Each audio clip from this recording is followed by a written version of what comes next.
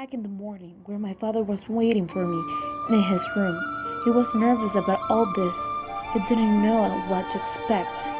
He thanked me, I asked, leaving so many times, but the excitement and the anticipation didn't rustle. I felt hollow. The day finally came.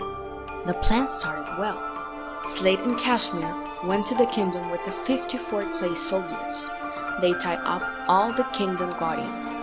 They put all the gold in the bottomless bag, and they departed to the hiding place.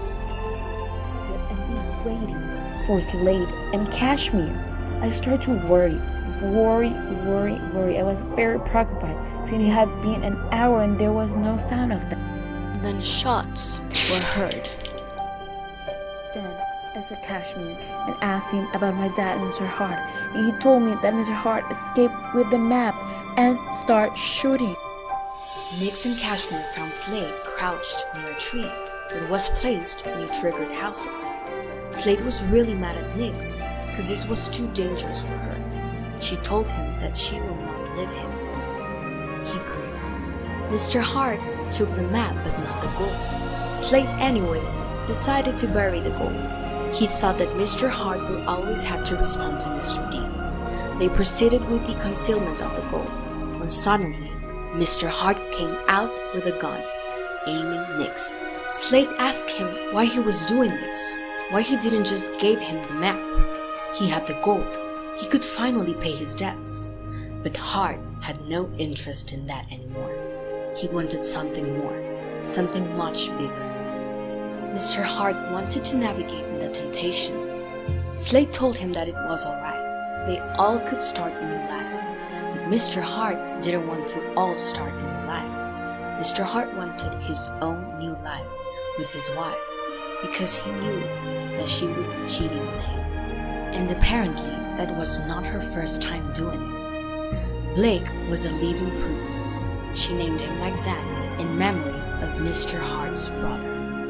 Mr. Hart said that he will take her wife away in the ship, but obviously he was not the one who will navigate it.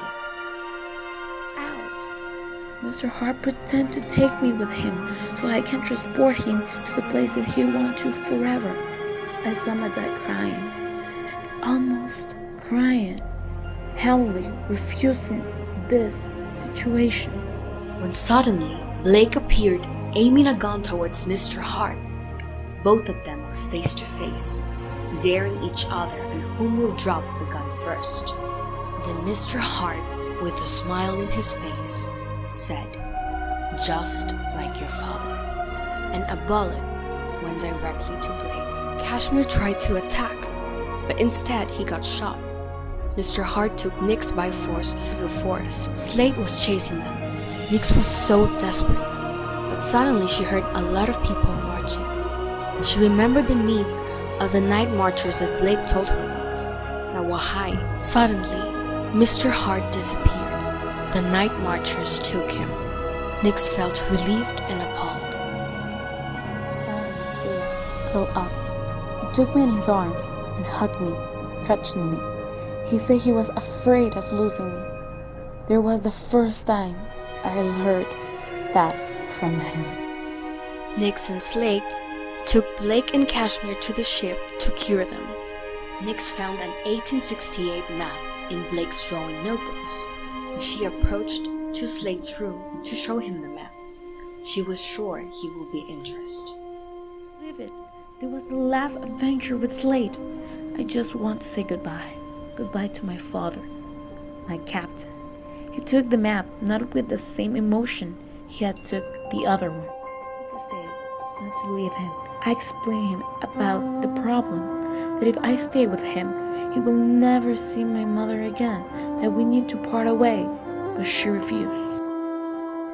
It comes to an end, he said softly. There's always a sacrifice. It was too hard to me to believe this was his word, so I left him in the room without saying anything to him. Straight to Kashmir, telling him that I was ready to leave the ship with him, just as the captain is ready to navigate. Slate came out and gave her a map, because today she will direct him to his next destination.